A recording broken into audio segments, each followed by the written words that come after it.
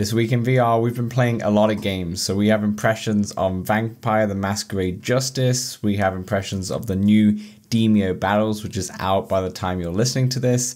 Also out is Stride Fates, so we talk about that. And also, I've been testing the BoboVR M3 strap, rather, which is probably one of the most popular straps for the Quest 2, and we finally got our hands on it in the Quest 3. It's been out of stock for so long, but now you can buy it on their website. So I go over my initial impressions, and I feel like you should listen to them before you run off and try and buy this best strap in the world for Quest 3. So let's talk Oculus. Let's Talk Oculus, a VR podcast, is proudly sponsored by the good folks at Patreon. If you want to support the show, join us on patreon.com/letstalkoculus. What's up, Oculus nerds? Welcome back to Let's Talk Oculus episode 110. I'm your host, as always, Dan from Playtest VR, and I'm joined by my co-host who's rocking a green screen behind him, so please feel free to do whatever you want with that green screen. It's Samson. How you doing? Put whatever you want behind me. I could be doing anything, anywhere. Well, I could be doing this anywhere, I suppose. Yeah, I might just leave an image of you in the Discord, and I might, on the podcast when I'm editing, may put something behind you. I'm not sure. I either leave it for everyone else to do something, or I'll do something. I don't know. But we'll see. Really, I was just too lazy to clean the mess behind the green screen. Yeah, you're not meant to tell him that, Samson. You're not meant to tell him that. Anyways, we got a Let's peek behind the curtain. Figuratively. We got a pretty jam-packed show. There's lots of news to talk about, but we've also, I've been playing a lot of games. I don't know about you, Samson. Have you been in VR quite a bit? I've been in VR quite a bit, but been playing few games, if you catch my drift. You know what? I feel like a lot of times you start off. This time I'm going to start off with what I'm playing first. Hey, Dan, why don't you start off this time? I think that's a good idea. I'm going to start off with a game that came out the week before, which is Vampire the Masquerade Justice. So this game came out on November 2nd. It is definitely a game when I've been playing I wish came out earlier in October, because it is so dark inside that headset when you're playing, because you're always at night, obviously. You're playing as a vampire. And avoid the sun. Places are very dark, like very, very, very dark. You are in the shadows and such. And I was like, this will be perfect to play in those spooky Halloween. Now we're in Christmas. I want everything to be bright and light. Christmas? It's November still, Dan. I saw the Mariah Carey Instagram where she is alive now and she is out. So I'm deeming it Christmas. You know what would have done this game a bit more justice, I think, is the PSVR 2. Yes, I think so. The OLEDs would have definitely made it better. But to be fair, on the Quest 3 version, it is very dark, and it's not too bad. Now, just to kind of break down the game, for those of you who don't know, you're basically a vampire called Justice, and essentially you are going through into the shadows, and you are killing people just for fun. And also there's a story behind it too, which I haven't really uncovered too much. I have played it for a bit where the story's starting to unravel in terms of what I'm trying to do. But right now it's really just me sneaking around, learning the controls, getting used to like my base camp, which has all the unlockables and all the different hidden hints. It's like a little game hub that happens after like a good half an hour or so in the game. You get into your little game hub. How far into it are you? Probably 45 minutes or so. Probably 45 minutes. Not too much. Graphically wise, it is very, very much Walking Dead Saints and Sinners Chapter 1 for the Quest 2. So it definitely feels like it was a Quest 2 game when the Quest 2 launched. Okay, the graphics don't feel like they've been enhanced. They don't look particularly sharp or anything like that. How many enemies on screen at once are we talking? You're probably looking at, I think the maximum I've seen so far is 3. 3 on screen. There might be like another one around the corner or something, but there's never too many enemy types, and there's a lot of loading screens too. Like every time you get into a new area, or you like say you're in the sewers and you leave the sewers to get to your game hub, which I forget, there's a loading screen, and then you leave the game hub, there's a loading screen, and then when you go into another area, there's a loading screen, and the loading screen is a bit, I wouldn't say it's too long, but you definitely notice it. You definitely notice the loading screen compared to like other games. So it definitely has that. And also, like I said, because of the graphics feel a bit tainted, there's a lot of popping for certain different objects as well. Aside from that, gameplay wise, it's really good. It handles really well. I think I mentioned this a week or so ago, but if you played Dishonored 1 or Dishonored 2 on the Xbox or PlayStation 4 back in the day, it were very similar vibes. It's not as polished as Dishonored is, but there's a blink feature, for example, where you hold down B and you can look up to like one of the roofs, and then if you let go, you just teleport there immediately. You just flash there. And the cool thing is that say if there's like an enemy on the ground walking around, if you press the blink feature but you hover over them, you get, if you've seen the Vampire Masquerade poster, you'll see the vampire like jumping up, right? You have that same kind of silhouette, and then you let go and you really smack the hell out of those enemies. I'm not gonna lie, they go flying when you get them like that. Or you could go stealth and essentially, do you like suck their blood? So you can do, yeah. So basically, when I do the blink and I like hit them by surprise, they go flying off the screen. And obviously, you don't really want to do that often. It's a very much stealth focused game. Although the time so far, I know I'm still early on, but so far, when I have been spotted, it's not been a big deal to try and get away or anything like that. You just jump to the roof, and eventually they don't see you. They're on alert, but they don't see you, so it's fine. But yeah, the gameplay feels good. So in terms of the blood, essentially, when you use like the blink to kill somebody or such, it drains your hunger, or it makes you more hungry, essentially. Mm-hmm. So you have like the stomach icon, which kind of gets lower and lower, and you have to bite, drink some blood. And you have to drink some blood to replenish your hunger.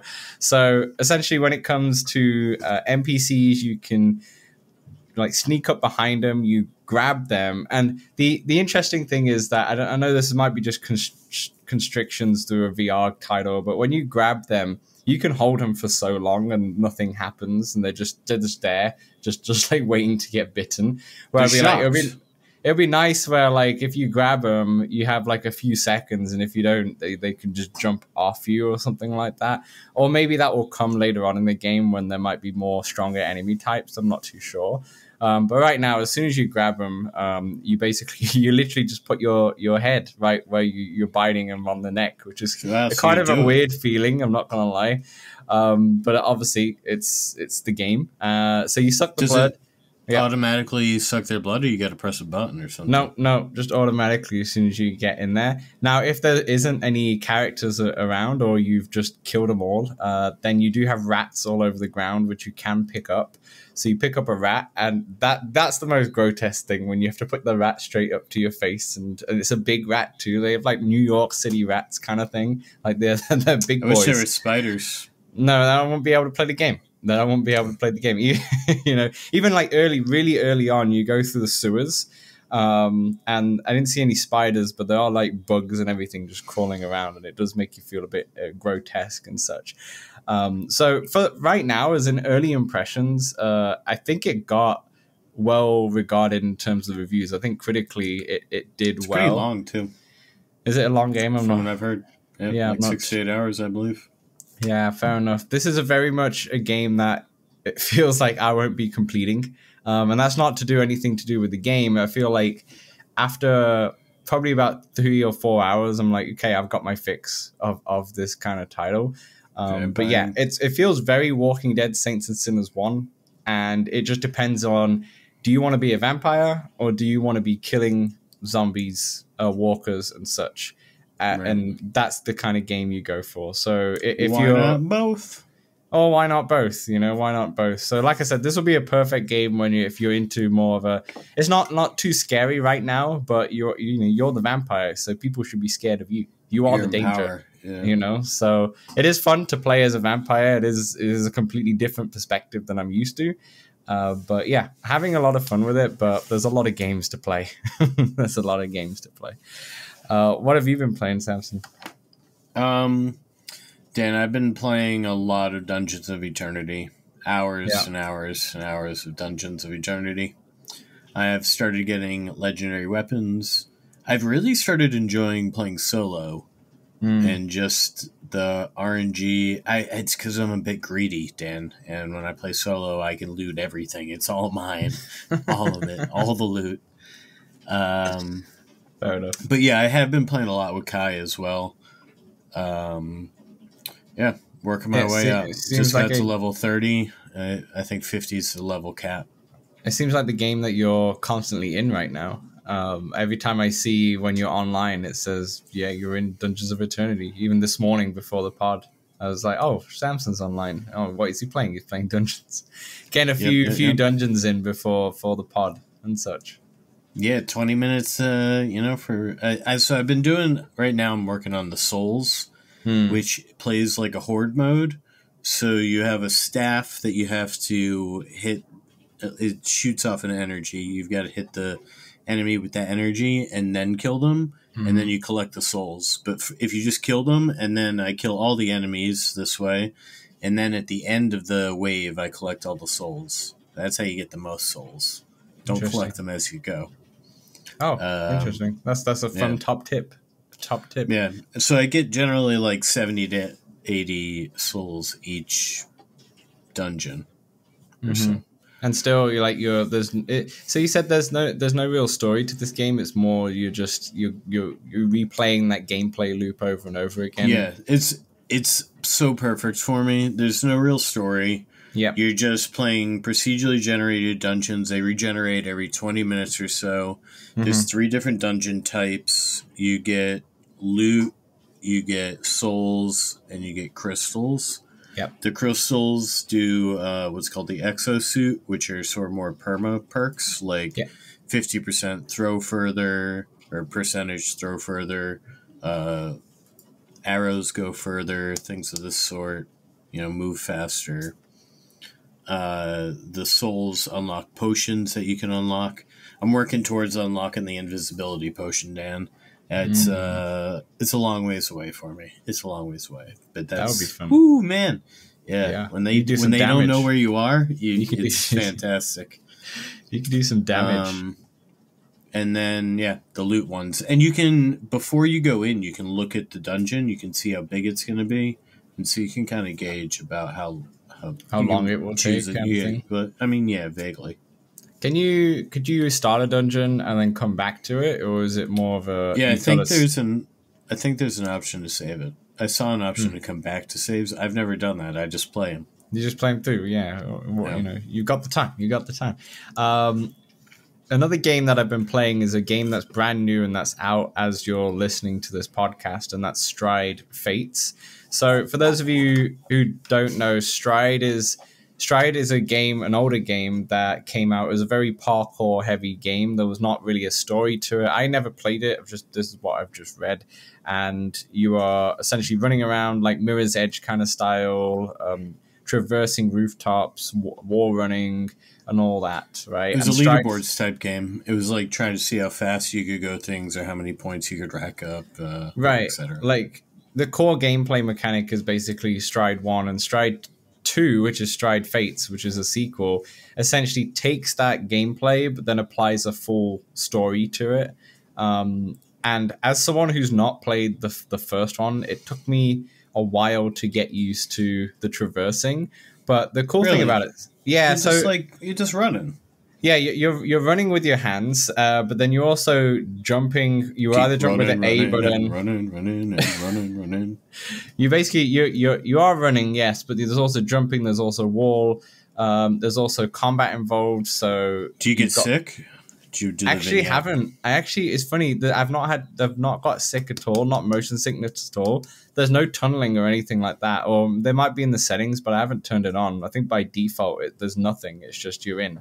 And I don't know if it's to do with there's something in the background that I'm not sure what's happening as I'm running is causing it to improve on the motion sick. Like it won't. Well, you're actually moving too. That might help. Yeah, maybe the actual moving with your arms and such definitely helps. But it is really satisfying when you. So that's what I'm saying. Right now, this game is it's a bit of a learning curve to try and get your traversing right as well as going through the story. But once you nail it, when you're like running through the level and you're wall running and you press the B button to go into this like slow motion mode and you're just shooting people, different like headshots here, left and right. You have a knife and I'm not sure if you can throw the knife. That would be cool, but you could definitely obviously sneak up and attack them as well. And then like if you need to run and go under a ledge, you basically just bend down you slide under. Really clever in terms of the different types of movement that you have to do in the game. And it's really fun when you do pull it off. At the same time, it's a game which has a lot of, because there's so many different moving parts, it does have some bugs as what I've seen, like in terms of your gun holster is like right on top of your chest, but if you miss it slightly, it's going to fall on the floor, which is annoying. It's like if you bring it towards you and let go, it should just snap rather than has to be exact, for example. Yeah. Reloading took me a while. Reloading is literally you just put your gun to the bottom and up. But it took me a while to get used to that. It's just odd. I don't know if because I thought it was something else, but are there cutscenes? I haven't seen any cutscenes yet. No. So how's the story told? The story's told, but basically there's this woman who's with you. Like you interacting with NPCs? Like how is it told? Yeah. So there's a woman that's with you at the moment. As once again, early impressions. This is like 45 minutes worth of gameplay that I've played. But there's a woman, I can't remember her name, that kind of follows you around every time you get to a certain section. She explains such stuff and such. But the other thing that's kind of annoying is there's a grapple hook where if you're jumping over like a building to building and it's too far, there's normally drones where you can basically press the trigger button and the grip button and that will grapple. And then you can swing like Spider-Man, essentially. Yeah. These drones have guns, or drones have ammo and such above you, so you can grab that off them as well. And you can also use your grapple hook for other things. So if there's an item on the floor, use your grapple hook to kind of bring it over. It's just an interesting choice with the grip button and the trigger button, because that's also where you're either holding your gun. Like, so if you're holding a gun, you basically got to train your brain to try and do it with your weaker hand often. But then also with your weaker hand, you're also pushing forward on the left trigger. So there's a lot of things to like press and get used to make it all fluid. Right, the fluid motion will be like you're running and you're pushing your left trigger forward. You press the A button to jump, and then you press the trigger and the grip button to grapple, and then you swing to the other into the building, and then you're running again or such like that whilst you're holding your gun. And maybe when you're swinging, you can shoot. You can shoot whilst you're swinging and such. So all of that, like once you master the art of traversal plus the gameplay of just shooting or getting around the story missions, then it becomes like impressive, and you're flying in a flow state. Yeah, it feels like a game that would be great for YouTube if someone was really good at it, like a Beat Saber expert kind of thing, and you can just see him just going straight through, bang bang bang bang bang. You feel like John Wick on steroids kind of thing. Yep. And but at the same time, if you don't have the patience to kind of learn that traversal and get into it, you're going to find this game really frustrating to play because of everything that you have to do. But if you don't mind that, and you don't mind like taking that time to learn, then you're going to have a good time, because they're going to be very satisfying to get through the levels. But like I said, early impressions, but that's what I think about Stride so far. Nice. Yeah, Awakened Toast has a few videos where he's pretty good at Stride. Yeah, like I said, if you have that traversal, then it's going to be very satisfying. Perfect. Have you been playing Demeo by any chance, Samson? Yeah, Demeo Battles. That's the one, the new one. I say that's also out as the podcast is out. I have. Have you? I have. Yes. How have you been finding it so far? Oh, I really like it. I played with Mike a few times, and I played with and Glitch Fandango, and I've been doing some single player. Though I notice you don't really get the XP stuff for single player, so no. Okay, I didn't notice that. I've only played single player. Now, for everyone listening, Demeo Battles is like maybe like a side game to Demeo. Demeo would be, I would say, your big full game where you have 2 to 3 hours, different maps, right? Or different maps, different books, different chapters, kind of thing.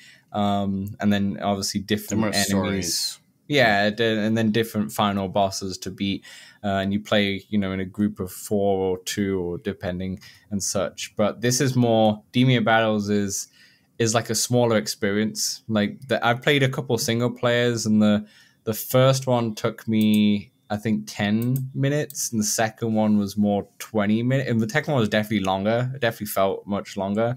Once you get good at them, because you can replay them, I think most of them are about 10 to 15 minutes. Yeah, I think Mike even told me he beat 1 in 5, something like that. I don't know. Wow. So what we can do with the game is that you have the map, and you have different maps depending on which one that you're playing. And the cool thing about it is that it's a small map, and you're, let's say, blue team, and you're against the other team. I forget if they're red team or so, but you're against the other opposite color team. Gold team, yeah. Or yellow. And essentially the easiest way to say this is that you need to just defeat the enemy, defeat the other team, right? It feels like a Stratego game. So before each game, you get money, and you can pick your heroes when you're playing against somebody, not in the single player mode. So you pick your hero, then you get some money. You can either buy creatures or cards. And then when you go into the game, you can place your creatures and your heroes. Or if you're playing with somebody, you each do that individually. And then the game board is a mirror of itself, right? So it's like think of a chessboard, how you're setting your pieces up, they're setting their pieces up. And then you go. There's a few chests around, and every 2 turns you get cards. So you can either load up on creatures, load up on cards, go more balanced, etc. And then as long as you kill the heroes, though, that's ultimately how you win. The creatures can still survive. The creatures are like assists, so you can like buy spiders, you could buy rats, for example. All of them. You could buy them all if you want to. What I really like about the game is that it really is built for like fast gameplay, because you have essentially the perimeter of the map after a few turns starts to glow red. Like Battle Royale style, yeah. Yeah, so it gets close. So what do they call it? When it goes red, burn. That's it, right? So if you're on that, you're gonna get burn, baby, burn. If you're on that, you're gonna get burned. You're gonna lose some lives if you're there. And as the game goes on, it's like, okay, then the outer perimeter, then it's 1 level in, then it's 1 level in, and it gets shorter and shorter to try and squeeze you out. But yeah, like you said, just like Battle Royale kind of style. So it is designed for that. And the nice thing, like, I haven't played multiplayer yet. I played the tutorial, which is basically what the multiplayer would be in terms of how it's set up. But I like how the single player has different kind of missions in a way. Like the first one starts off with like a rat mission, and you're in that specific environment, and the person you're against has loads of rats as their creatures and such, and you got to defeat them. And then you've got different difficulties as you go like scenarios. On, right? Is what I like in them too. They're putting in you either you've got 2 rogues, you got 2 hunters, or 1 and 1, 2 barbarian people or whatever. They're putting you against 2 different types of people or whatever. Yeah. So I do like that. It's a good gameplay loop. I just wish I could also, because you need to unlock characters to play multiplayer, and so I really want a rogue. But you can't unlock the characters, I feel like, in the single player. So no, it's multiplayer. Yeah, it is nice. I mean, you can press quick play and pair up with someone random, right? And also, you can. People playing. There's probably lots of people. Well, actually, probably not right now as we're playing it, because we're getting it early, right? So it's probably gonna, from when it's out on November 9th, that's when you're going to have a lot of people in there, because there's a big following for Demeo. So I feel like a lot of people will be in there. But in terms of the actual gameplay, it's basically Demeo, right? If you haven't played Demeo, there's a cool tutorial right at the start which kind of teaches you, and it will help. I would definitely say do not, even though you have played Demeo, do not skip the battles tutorial, because it's definitely needed. Samson, I think you skipped it, right? Oh, 100%. I went straight in. Definitely don't skip it. It's really useful to understand how it works. Like, without the tutorial, you might not even know that you have coins to spend at the start, and you shouldn't save. I didn't know I could buy creatures. That's what I didn't know my first time playing. But then I learned. Did you just go in with 2 heroes essentially, and 2 heroes and a boatload of cards? Nice. That's rogue. I like that. I'm enjoying the game so far. The thing is, it's an interesting one for me because I don't tend to play multiplayer with random people, to be honest, in VR. So I'm not sure if this is another game that I'll probably pass on the multiplayer, even though it's more multiplayer focused. But I'm enjoying the fact that you have different scenarios and such to do in single player and play. Have you played it in mixed reality? No, I played it in mixed reality. I don't really have a table. Yeah, so you don't need a table. It can just float, which is fine. But like on the settings, once you're in the game, you could just toggle it on and off. It's up to you. Yeah. But what I really like about having it in mixed reality is, first of all, it looks clear as day, and it also puts the Demeo poster on your wall and puts another like figure. I can't remember what the figure is. There's a chandelier one, right? Yeah, there's a chandelier one, and there's also like a window, with wooden planks with a creature there. I forget exactly the type of character in Demeo on there, which is really cool because it's trying to make your room into like a Demeo playthrough room. It's like it like shows you what augments will be when it comes out next year in on the Quest 3, where you can place all these items in your room and have it as your like virtual room. So it shows you that in a little snippet, kind of say. But I think the cool thing about playing it in mixed reality is that I know you can do this in virtual reality, but there's more incentive when it's in mixed reality, is that the fact that you'd walk around the board rather than actually, zooming in or turning it with your hands. Like in mixed reality, you would just walk around the board and go closer and look in, where in virtual reality you don't, because you don't really know where you are. You don't have the incentive to do that as much. Seated. Yeah, if you're playing seeded, then obviously you're not going to do that at all. But it's really cool. And also, final thing I would mention on Demeo Battles is that it does support co-location multiplayer as well. So if you have someone else in the house with a Quest 3, they can play Demeo Battles with you and see the exact same board and everything in the actual game, which is really cool. I think I saw Kaz and Sherry do that on the MetaQuest video that they put out on like Instagram or so, which is really cool because you can play Demeo in co-location, which is nice. Yeah, it's pretty cool. I do want to try that. Definitely. Any more thoughts on Demeo Battles, or is it one that you're? I want to say my favorite thing, Dan. Yeah. Every game starts with that little creature guy ringing the bell, and it's just it feels. I love it. Yeah, so you have that. That's the creature that's in the window, in the mixed reality window. I forget what it's called, but yeah, just rings the bell and it's like, let the battle commence or whatever he says. And I think it's really cool. It's a game that I haven't jumped in for a long time, Demeo, so it's cool to have a reason to go back in. Yeah, if you're into Demeo, I'd highly recommend Demeo Battles. You're going to love it for a little bite-sized kind of adventure as such. But it's good. Samson, what else you've been playing? If you haven't played anything else. Yeah, there's a bit else. Yeah. I've gone into 11 table tennis with my brother a lot. I didn't realize that he had never played it before. He only saw this thing as a golf machine, mini golf. Yeah, you said he really loved it, right? Yeah, now he sees it as a table tennis. And it's crazy, Dan. I've started to. I don't even think of, oh, hey, I want to play 11 table tennis. Now I think of it like I own a table tennis table, and I'm like, you know what? I want to play a game of table tennis real quick, and I go to my table tennis, and it just happens to be in VR. Yeah, but yeah, we've gotten into playing nearly nightly, and he's pretty competitive, and he likes to be active, and so it's a bit more active than mini golf, and yeah. It's been fun. Nice. Have you been playing anything else? Not specifically a game, but I have spent. No, that's quite funny. So this week, we don't need to talk about that type of stuff on this podcast.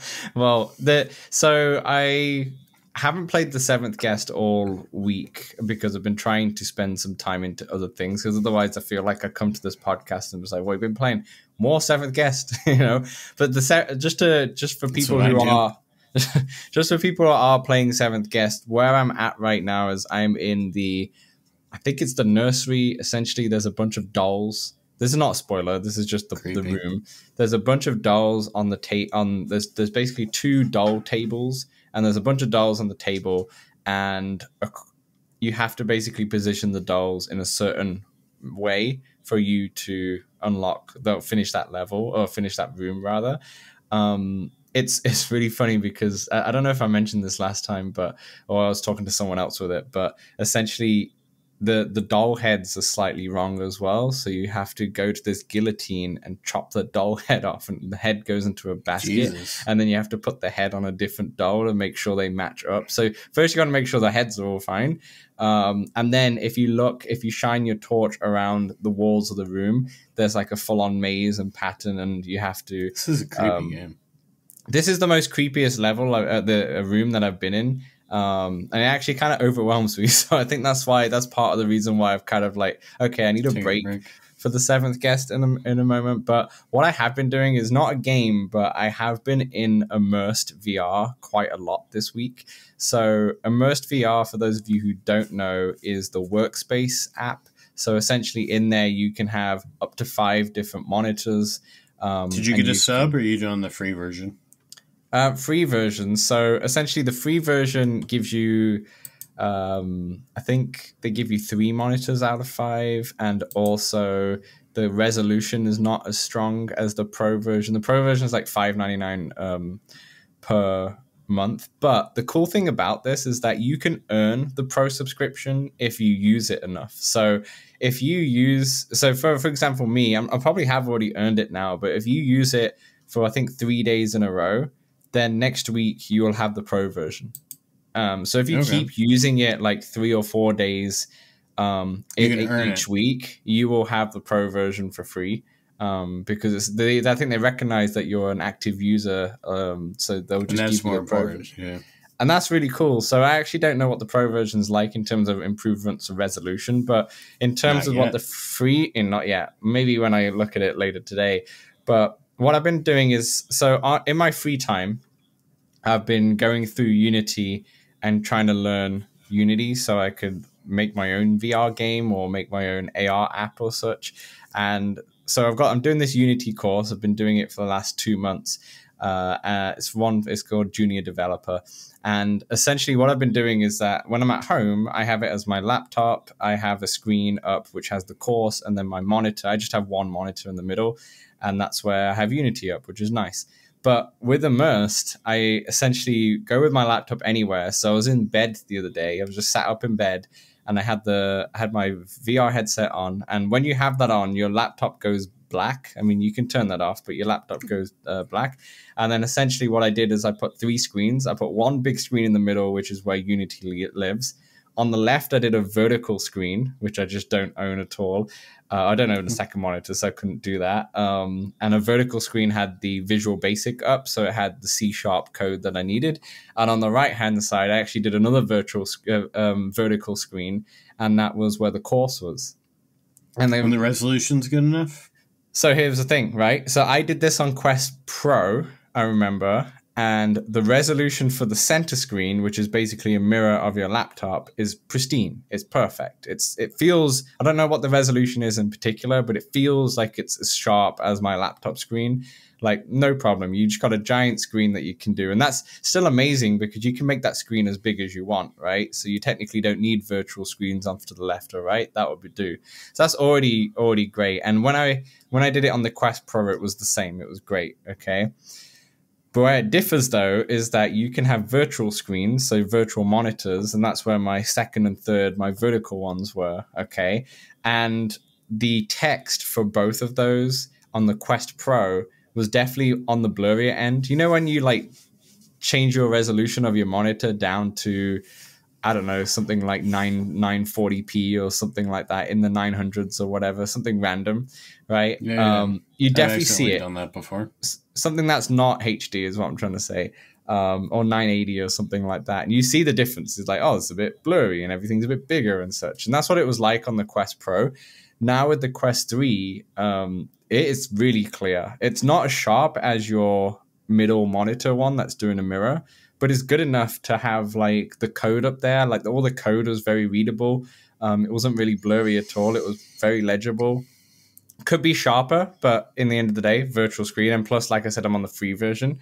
And then having the course up, playing a video when the guy's talking and going through tutorials, clear as day once again. I was very impressed. And like I said, not as sharp as if you had actual physical monitors, but really good enough. And it really tempts me to buy the visor, which is the Immersed. Oh boy. Yeah, so for those of you who don't know, Immersed announced, I don't know if we mentioned it in the podcast, but Immersed announced hardware a couple months ago called the Visor.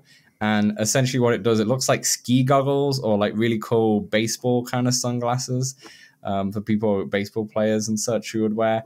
And essentially it's a 6 Degrees of Freedom VR headset, but it's specifically made for Immersed.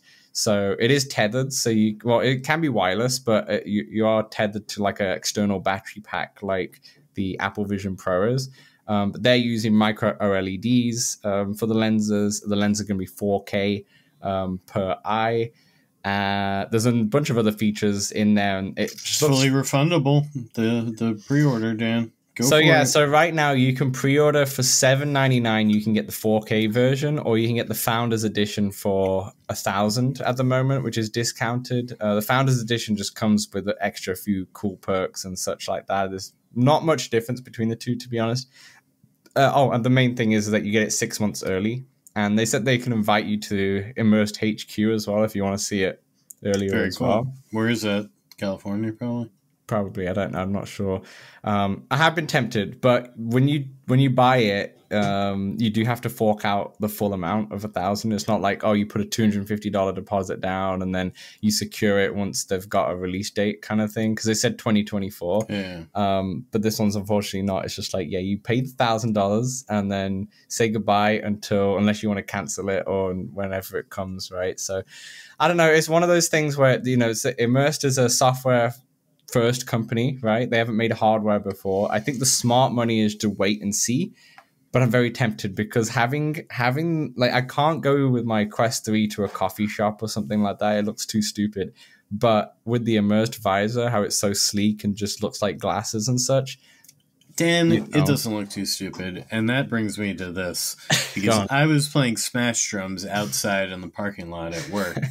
And I'm certain a lot of people saw me because I played in mixed reality so I could be semi-aware of my surroundings. Right. And, yeah, they want to judge me. Screw them. I had a blast.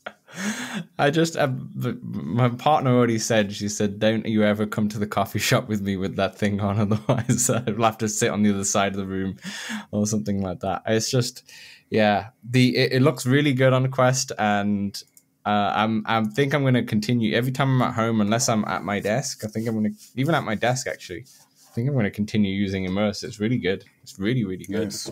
It's very impressive. Anyway, that's everything I've been quote unquote playing. Do you want to finish us off in terms of the big list that you've been playing? Yeah, sure. Why don't I finish this off? It'd be a really climactic ending. So I got into Among Us with friend Noble Squashy, who's got a YouTube channel over there called Noble Squashy, I believe. Mm-hmm. And it was pretty fun. Pretty fun time. I somehow got imposter like 3 times in a row, which I was not such a fan of. I did not do quite as well as I wanted to. It was my first time playing in a while, though, so I was definitely out of practice, which is why I just wanted to be a crewmate and do my task. I was about to say, I have not played that game for a long time, and I haven't even played the newest DLC. That's how long I've, because I think we used to play with the Discord. Well, the map's free. Yeah. Yeah, that's true. So yeah, the map is free. It's like you buy like hats and such, can't you, with extra DLC? Yeah, we used to play quite a lot in the Discord. I think we haven't after summertime, and I feel like we should get that back.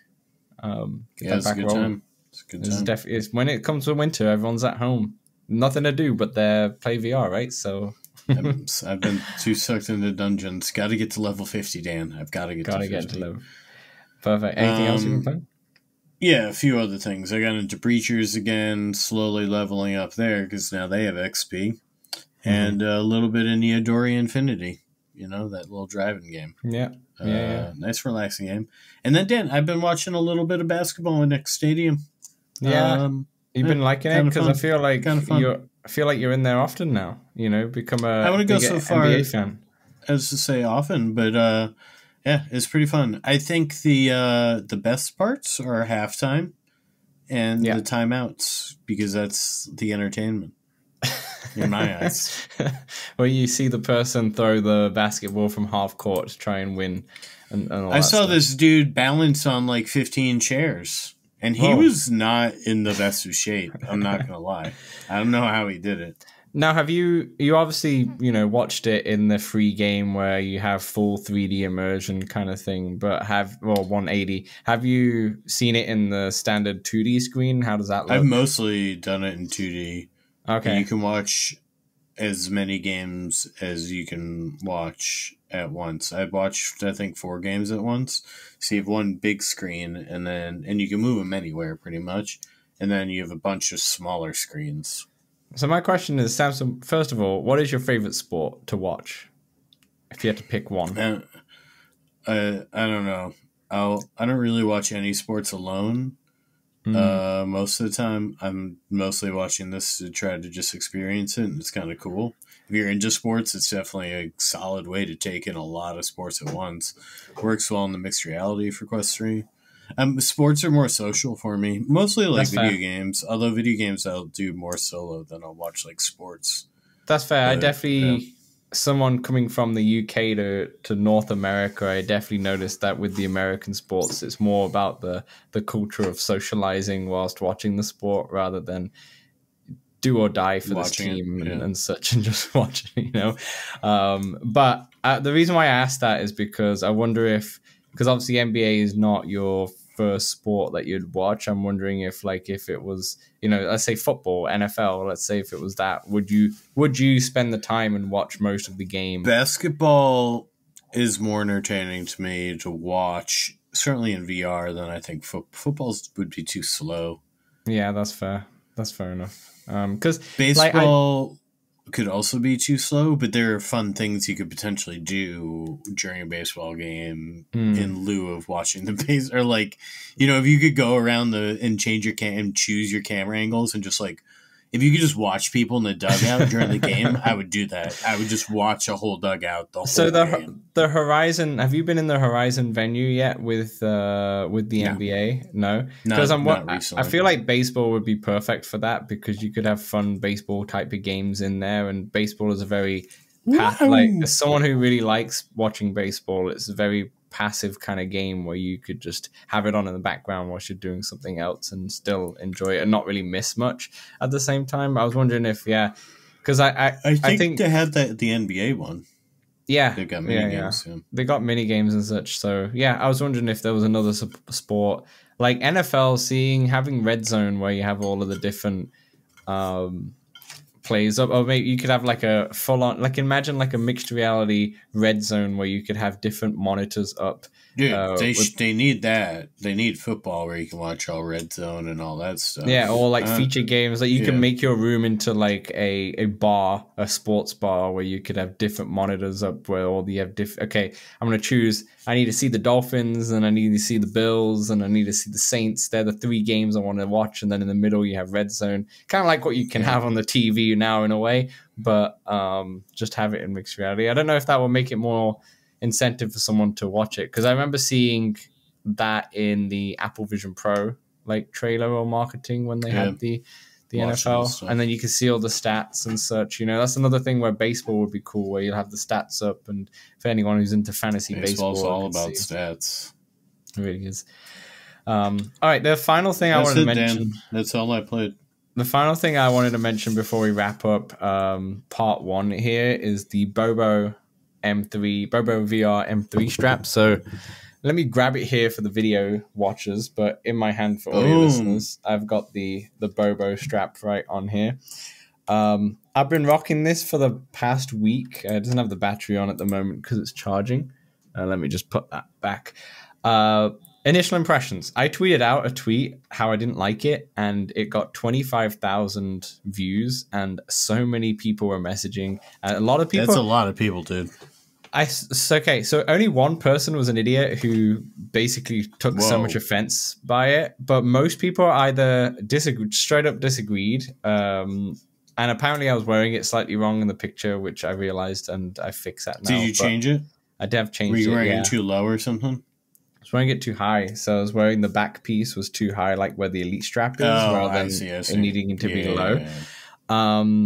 And then, but then a lot of people also agreed with me where they didn't like the Bobo, which was interesting, and it's just comfort subjective. But in terms of thoughts on it, and they give you my impressions, like I'm working on a YouTube video about it, but I got a few things to mention. One, it takes all the weight off your face because it doesn't. You basically don't really touch the face plate. It's like barely on your face, so you don't even feel it. Like you could have the stock face strap and be absolutely fine because you're hardly even touching it, which is fine. Obviously, it makes it that you're slightly further than you would normally be. So I guess your field of view is slightly tainted to use a halo strap, but it's not really a big deal in my opinion.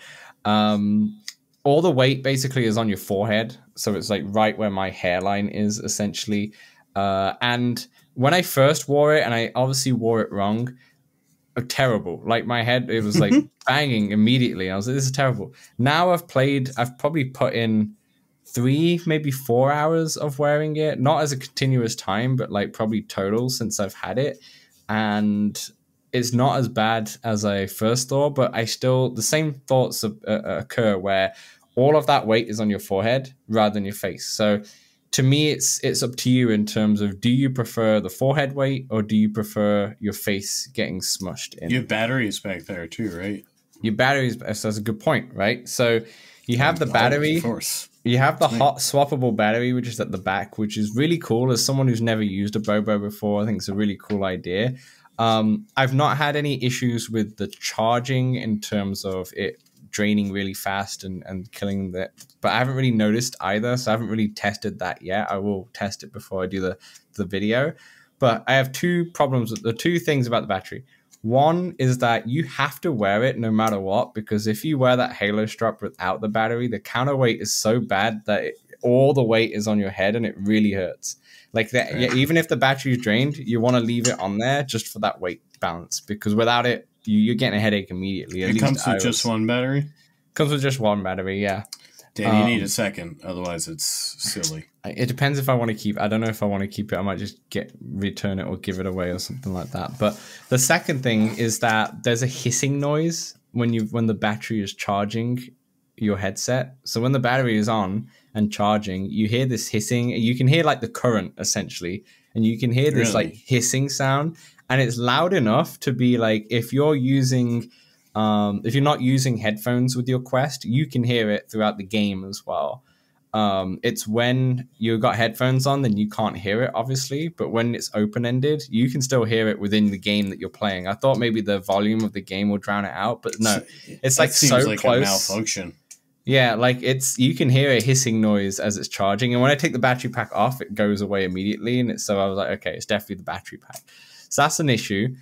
Another issue, and these are issues that are not even counting on comfort, and it's hard for me to show you. I'll have to put a picture on the Discord, but essentially when on the arms of the Quest, so you know the arms where the straps fit on, okay, so where obviously the headphone jack is and where the port is, you have to essentially slide the plastic arms of the Bobo onto the arms of the Quest. It's like the M2, yeah. Yeah, and the plastic is solid and rigid, right?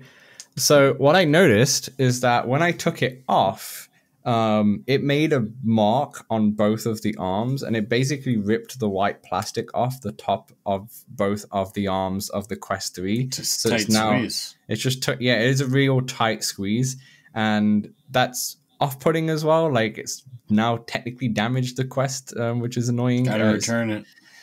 Yeah, it's not the worst thing in the world, because it is just like black marks on the top, and it's like you can see the plastics come off. Aren't they underneath where you would put another thing? Yeah, like if you put a strap, like with the Bobo strap on now, you don't notice it. If I put the Elite strap back on, you notice it a little bit with the Elite strap because it snaps on the sides, but you can still see the black marks on either part. So it's a little annoying, but it's fine. It is what it is. But that's just a thing to note. So that's all without even talking about the comfort. And with the comfort wise, like I said, it's either you prefer the weight on your head or you prefer the weight on your face. There's no like, oh, this is the most comfortable strap ever. It dissipates the weight fine and you don't feel it. It's definitely not like that. I love it. Yeah, it's one of the it's whatever you prefer. I can tell you for you, Samson, the two prongs that go on top of your head, there's a lot of thick padding on there, which you don't notice it on top of your head, which might be, I think, is an improvement over the M2 one, which didn't have such a thick padding. Well, Dan, I did. I ordered it, and then I tried to cancel my order because I kind of just liked the Elite strap, really. But I don't think my cancellation went through. So it's coming. I think, I think it's coming from China. So be a while. A couple more things, and we'll wrap up this part. I took the Bobo off, put the Elite strap back on. Elite strap just basically felt good, but at the same time, if I'm being really critical about all these straps, you do feel the weight on your face. Now, here's an interesting thing though. As soon as I put the silicone cover on, which I bought from Amazon, I think I talked about this in a couple podcasts ago, like the one that you'd put on for fitness apps. As soon as I put the silicone one on, the weight on my face felt immediately better. It was so much more comfortable. No, that was with the silicone and the Elite strap. So the pressure on your face feels much better once you put the silicone one on. I think it just adds that extra bit of padding. Now, I haven't tried the official MetaQuest one, which obviously replaces the silicone completely. I kind of know. I have been using the VR cover more. Have you? Mostly because of the silicone, it gets kind of sticky, it does. When you get sweaty, it does get sticky. Yeah, I agree. So it's an interesting one. Like I'm still waiting for VR cover to bring out the PU leather, because I think that with the Elite strap, I think you're pretty solid. If you're okay with having it on your face, I think you're pretty solid. But we just gotta wait because that's still not come out yet. And that's pretty much it. I think I also got the Zyber strap, which is on its way. The neck one? No, I told him I don't want the neck battery. Oh, come on. They offered to send it me. Basically, for those of you who don't know, the company Zyber, they have this big battery that wraps around your neck, which you can swap out, I believe, with the battery packs in there as well. I got offered to have a look at that. Ideal. It looks ideal for like airplanes, like if you're traveling on an airplane. It does look ideal for that. But yeah, I didn't want that. I said, no, just give me the strap and that's fine. So I do have that head strap coming. It should be here this week. So I'll definitely compare them all. And I see a lot of people really liking that Zyber strap. It seems like it's the Elite strap with just more padding and such. So I'm interested to see. So anyway, that's the thoughts on the Bobo so far. Like I said, I'll try and do more testing and curate this and then put it in a nicely packed YouTube video soon. But yeah, right now I'm liking the official Elite strap better. And I have got the battery strap on order from Amazon because I want to test that out. But I'll most likely just return that back. Just to see the difference, but that strap is expensive. I think the Bobo one was $50 less. Also, I think it was like $70, right? The Bobo. 50 USD, I think. 50 USD, yeah. So like that's more than half less than the $130 Quest 3. More than half less. More than half. Dan. I don't know what I'm talking about. It's time to have a break. That'll do for part 1. In part 2, we'll cover the VR news, so we'll see then. Hey, we know public lobbies in VR games can be a bit toxic, feel a bit empty at times. That's why we created the Let's Talk Oculus Discord, a friendly community that you can join for multiplayer meetups, general VR chat, the game, and chat about VR, fitness motivation, and there's even a very impressive 3D printing channel. Join over 100 of our community members in the Let's Talk Oculus Discord for free. The link is right in the description. All right, welcome back to part 2 where we talk about the VR news. So to start off, we actually have quite a few, but to start off, Upload VR did a really nice article earlier this week, and it's titled "Meta is gradually merging the Horizon worlds into the Quest's interface." And essentially what was put in the article is that the Explore tab has now been changed to the Horizon feed in our UI, which is from the V57 update. Other the Horizon feed sounds like a zombie apocalypse, by the way. Also, the chat which is in Horizon is now intertwined with the chat in your Quest home. So that's all intertwined, as well as the UI all looks similar now. And then also you've got the augments feature, like we mentioned earlier, which is coming out in 2024, which is bringing elements from different games and also bringing elements from Horizon that you can put in your world and kind of build out your mixed reality virtual world. Samson, what are your, like, first of all, do you go into Horizon worlds at all? Is this something that you don't really touch? No, I don't touch it. I don't have go in there at all. Now, I got a feeling that there was quite a few people. I've got a feeling that people that don't really touch Horizon, and I think this is a very clever way to kind of integrate it in and such. Now, this article in Upload VR was done by David Heaney. I just wanted to mention that. I think you can like go directly into worlds like from the VR app, or you can like say you want to go into them once you. It's pretty cool to explore them and whatnot. It looks like it's getting better, but I've just got other things I'm doing. So I think this is where they want to go. I think this is the perfect mix in terms of what we've been saying for a long time is that we've been saying that when you're in your Quest home, it should be like a really good hub where you can kind of customize it. You can go into games, whichever games you want. You can invite all your friends into your home hub and have them interact with maybe things or see your home and such like that. Like that's the dream. And we're slowly getting there each time. Almost living the dream. We're slowly getting there, and I think obviously augments in 2024 is going to be a big thing for that. But I think merging the two is in terms of there will be one day, I think, where you turn on your Quest 3 or maybe even Quest 4 at that stage, and it boots into Horizon Worlds. Like you are in Horizon Worlds. Nah, I hope not. No? I think that's where they want to go. Home, Dan. No, I want to decorate my home. No, so you will my home. So you will So basically, that's fine. But I think you'll be in that Horizon Worlds where as soon as you boot it up, you're in Horizon Worlds and you're in your like Meta Quest house in terms of Meta Quest room and such. And in that room, that's where you'll have like all of the stuff that you've collected in games. You'll have portals where you can go into different worlds. So as you saw in the advertisement for augments, you'll have a portal for like Supernatural where you can place in maybe your garage or something like that. And then you can go into your garage, mixed reality. Or in the toilet.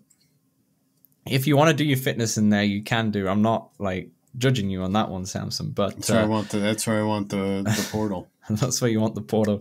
But then you could probably also mix those right in with having portals to different Horizon worlds that you can go into as well. So I think that's where they want to ultimately be. And I think this is a stepping stone to it. And I'm actually excited. I think Horizon Worlds has a lot of potential, but I think no one wants to use it right now because you have to go in and you have to kind of learn this thing. But having it all intertwined and mixed into the whole experience from the get-go, then you're going to have all these users who basically use Horizon without knowing it and such, you know?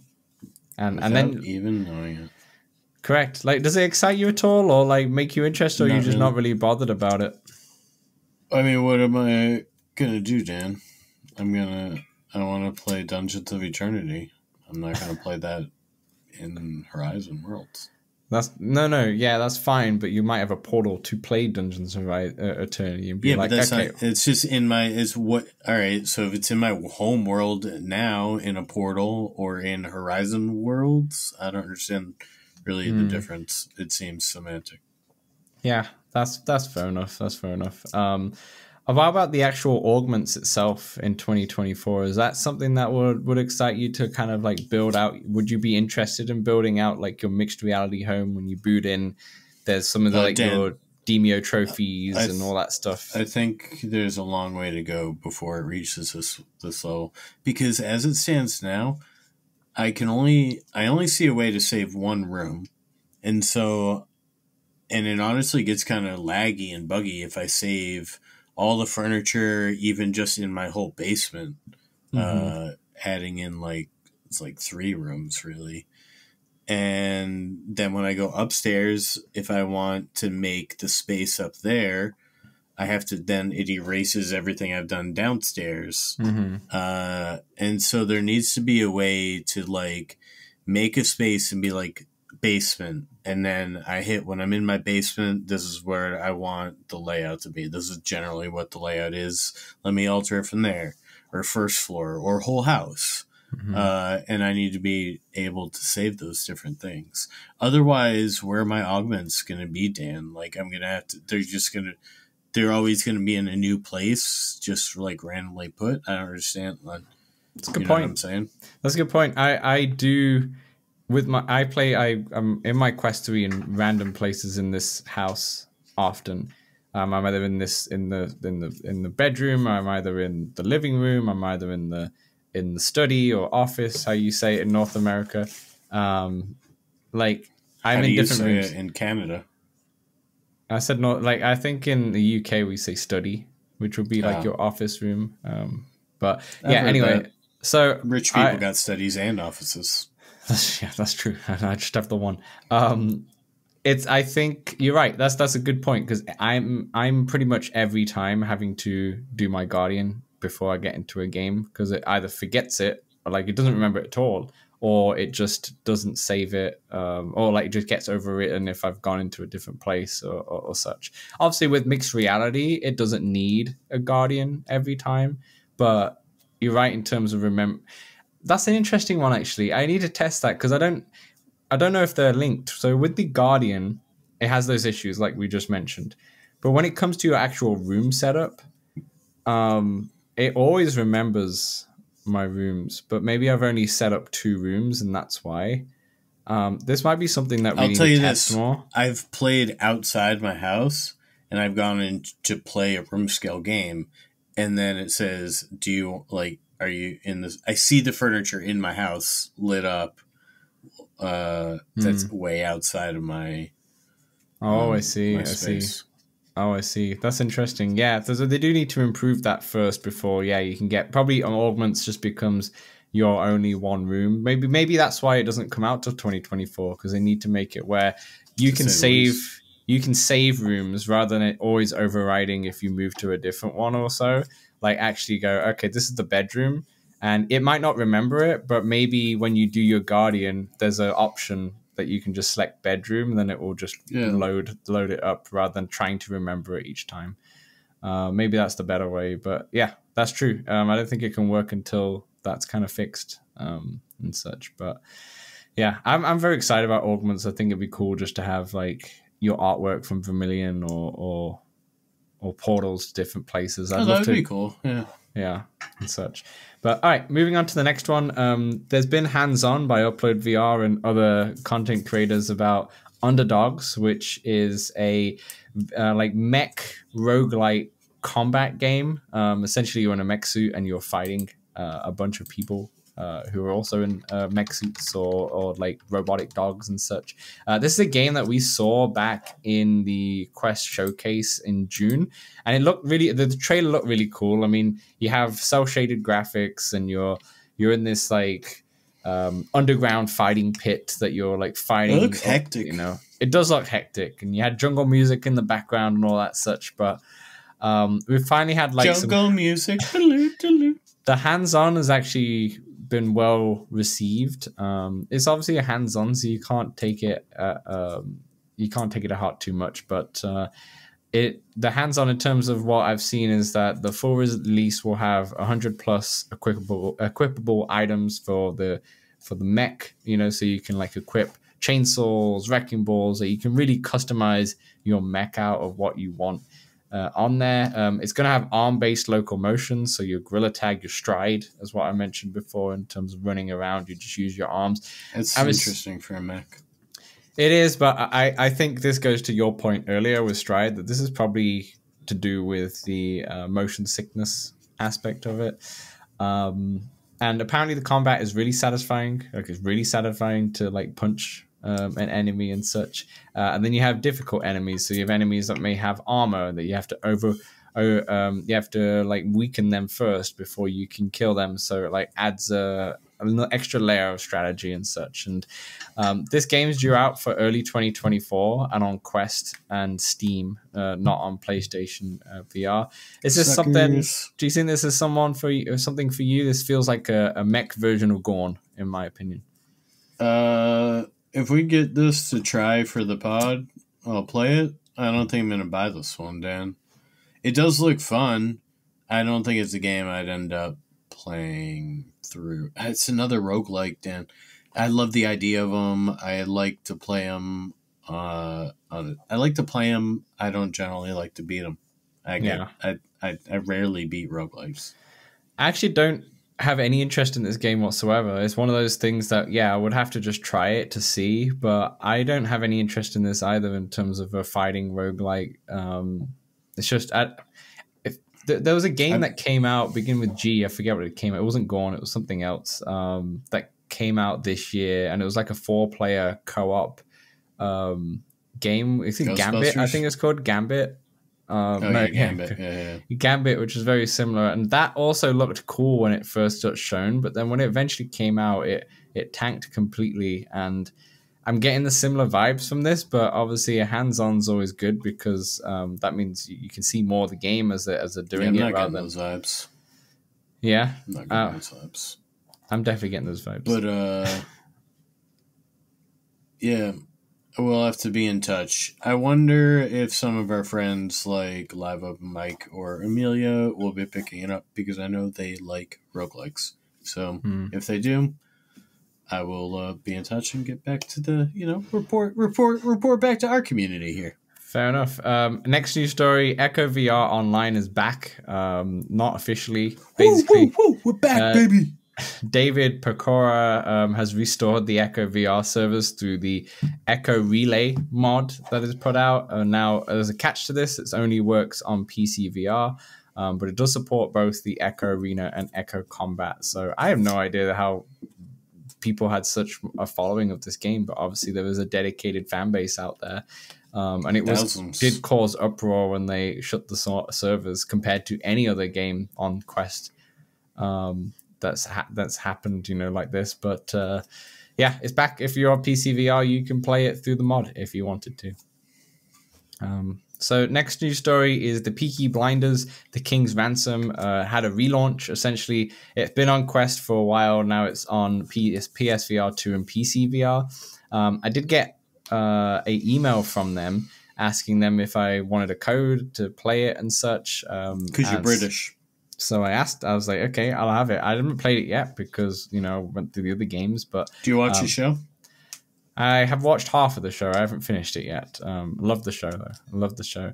So I'm excited to try this because now I have the code. But I emailed them. I was like, this is, we do the Let's Talk Oculus. The playtest VR is pretty much just Quest-centric too.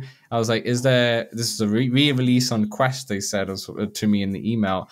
And I asked them twice, and I was like, is there any enhancements for the Quest 3? Is that the reason for it? And nothing. Nothing about that. It was just basically it's a complete edition which includes the DLC and some updates. Now it's important to note the initial reviews for Peaky Blinders wasn't very good. A lot of mixed impressions. A lot of it said that it was a very simple game and a bit boring and all that stuff. But there have been lots of updates post-launch to this, so I don't know if it's different. So I have this on my list to play this week for next week's pod. So I guess we'll talk about it then if I get to it. But have you played this? Did you play this one earlier the year? I don't really have interest in it. I have never watched it.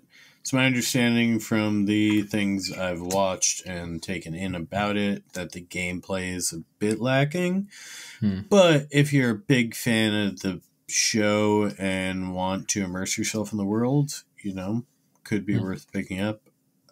Perhaps probably on sale. It has all the actors from the actual TV series like Cillian Murphy and such. They're all voicing the characters. I don't know if they actually got them to do it, or was it more like they just used quotes from the TV series, which should be fine enough as well to do that. But yeah, if you're a fan of it, maybe have a look at the new reviews if there was any new reviews, but I will talk about it next week. Like I said, if I can get around to it. I got that and Journey to Foundation to play. You got some work to do. A lot of games coming in. Speaking of another game that I've been playing a lot, the Seventh Guest, VR, that just got an update for the Quest 3. I jumped into it earlier this week, just quickly. I didn't do anything. I just wanted to see what it looked like, and it does just look sharper.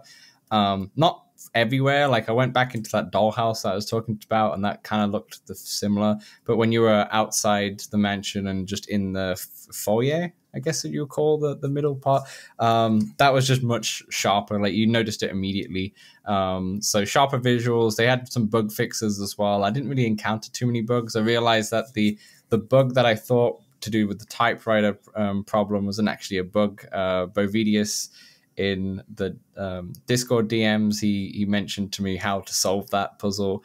And then Kimberly also commented that there is definitely a way to solve it. It's just difficult to find. But yeah, I didn't really notice any bugs in my playthrough, but yeah, they've done some bug fixes. And they said basically the textures are 2K for Quest 3 rather than 1K, which it is for Quest 1. And they said the frame rate does just stay at 72 frames per second, but I really don't think frame rate's a big deal for this game because you are just in a room just looking for puzzles rather than fast action. It makes sense, yeah.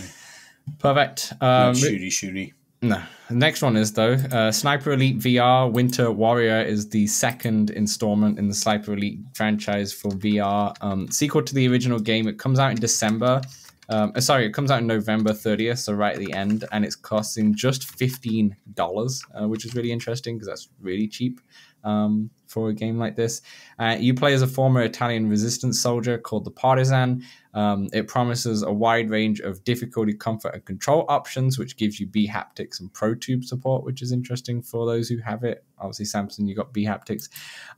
There's a campaign mode, a survival mode, and a sniper hunt mode, which is like a game of cat and mouse. So basically, you're against the Nazi snipers, and you got to go round and try and. These are all single player, or are they multiplayer? They're all single player apart from what I've seen. I was trying to find anything. I don't think there's any multiplayer in this, but I could be wrong. The first game is still $30. So it's so interesting. Yeah, this is $15. It might just be more. Much shorter. I wonder if it's much shorter and they're pricing it such. It might be much shorter, and it also might just be cut from the same cloth and the same engine, so it might feel like more of a DLC kind of standalone asset flip. Yeah, something like that. Some people really like this game. I was one to not like this game at all, even though being a massive Medal of Honor fan. And I'm just saying, if Sniper Elite VR got a sequel, Medal of Honor deserves a sequel. So no, get the hell out of here. This game was actually like I enjoyed this one. I think more than I didn't play much of either this or Medal of Honor, but I like the effect of I like the Sniper Elite effect. The sniper effect's cool. Yeah, the sniper effect's cool. You're really bothered by the grenades. That doesn't bother me. Grenades peed me off. There's no immersion in there. What kind of let me throw those grenades. It's like if you have a shooter like this and you can't reload your gun, you just press A to reload them. Like, am I going back to the peasant PS5 era, or am I VR? I'm joking. All right, final news story, real quick one here is Rolling Stones has a DLC for Beat Saber. This actually got announced as the last pod came out live. There are 11 tracks for the Rolling Stones and Beat Saber, which is a pretty big pretty big DLC for them, to be honest, with 11 tracks. But I got it, Dan. You a big Rolling Stones fan? Did you enjoy it? I don't know that I go that far, but I like those. I like those classic ones. And so I played all those classic ones. There's a lot of not classic ones, Dan, which makes me believe this is likely to be promotion for their new album. Potentially. They are coming out with a new album, aren't they? So potentially. How was the environment like? Was it striking, or was it like just more the same kind of thing? Striking. I'm so focused on those squares coming at me. The Linkin Park one's really good because I played the cubes. Played the new Linkin Park DLC, which is a new environment, and also you've got a few extra songs. And I didn't buy any of the songs, but I got the environment came in as well for free, I think, just because I had the old Linkin Park one. And that one's nice because there's so many like lights and such happening. I mean, I actually like it all better than the other one. They're all nice. They're all nice, but they're all... They're no synth writer's experience, No. They're all like pleasant to be in and kind of cool. Some of them have cooler effects, but none of them are like game changing. No, I wouldn't say so. But yeah, anyway, that will round up for the news. We will see and round out part 2, but we will see you for part 3, where we'll talk about the 2 games that are out this week and anything else. So we'll see you then. Let's Talk Oculus is available on all good podcast platforms and some rubbish ones as well. If you want to see the video version, it's available on YouTube and Spotify. And also, if you love us so much, then consider throwing us $1 at patreon.com/Let's Talk Oculus.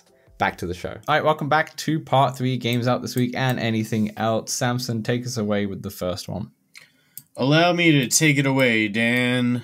Demeo Battles, November 9th. Welcome to the arena. Demeo Battles is a competitive turn-based strategy game for 1 to 4 players, featuring turn-based tactics. Battle your opponents in grid-based action combat across 10 maps, tailored for intense PvP action, but don't fall victim to the burn. Burn, baby, burn. Monstrous minions. Assemble an army of chaotic critters to fight alongside you, from rats and goblins to cave trolls and giant slimes. A rotating cast of 30-plus characters to pick from at launch, all with a mind of their own. Keywords there at launch. Heroic teamwork. Bring 2 champions to battle in every match and leverage their synergies. Control both heroes directly, or partner with another player to defeat competitors cooperatively. Play your way. Choose a champion to match your playstyle from 7 classes to unleash magic, melee, mayhem, and more, with 80 possible cards to pick from. Demeo Battles. Demeo Battles out now. And then the second game is Stride Fates, as we spoke about earlier, enhancing everything players love about the free-running nature of Stride. The full-fledged sequel, Fates, pushes the parkour action formula even further with new gameplay and a story-driven campaign. Meet your fate. Raised in the slums of dystopian Arion City, at the very bottom of the food chain, you got a golden ticket out. To survive and climb the ladder in elite police forces of Skychase, you will have to deal with power shifts in gangs, dirty family feuds, corporate secrets, forbidden tech, and much more. Your fate is bound with other motley characters in this story. Will you accept destiny or fight against it? I forgot to mention with Stride Fates, you're basically on top of rooftops and such, at least at the start, and you look down the building and you're quite high and you see cars going by and such. The amount of times I've just jumped off the thing just for fun. It's sometimes when you're doing the parkour, you're like, whoa, you just jumping and you're like, okay, let's just respawn and go back up and such. But anyway, things you can't do in real life. I hope not. I mean, anything else? Is there any specific game that you want to be playing over the next week or so? Dan, I bought Power Wash Simulator. I hopped in, did a little bit of the tutorial, but I want to get to 50 in Dungeons of Eternity. So before you get into it, I'm hard pressed to do that. That's fair. That's me in 7th. Or until I get bored of it. So yeah, that's fair enough. I think for me, there's so many games, but it's when you do a podcast, it's like that's why I feel like that's why I don't finish the games. But I do definitely want to step into Journey to the Foundation and try and check that out, because a lot of people did like that game. So I want to see firsthand on if I like that one as well, or at least I like the start and such. But yeah, so many games. I don't know. There's not enough time between podcasts. I feel like we need to revisit. So I don't know. I'll try and play as many as I can, and try and get some initial impressions or continue playing the ones that I have. But I think the main thing for me is to try and get back to Seventh Guest and try and finish it, because you did say if I finish it, you will give it away to someone else who's listening, and I kind of want to challenge accepted. Yeah, challenge accepted. I am 55% in the game. It does say I'm halfway there, but yeah. Anyways, that'll do for Let's Talk Oculus episode 110. Thanks everyone for watching and listening. And if you've not already, definitely join us on the Discord server. The link will be in the description below. And there's also a link in there for Samson's Google Doc of all of the different app referrals in there if you want 25% in pretty much every single game in the Quest, because he buys everything. Samson, take it away. Yeah, I'm also trying to maybe do some tournaments, and trying to plan a big screen night. So come on down to the Discord. And remember, you are very grateful for the small pleasures of life.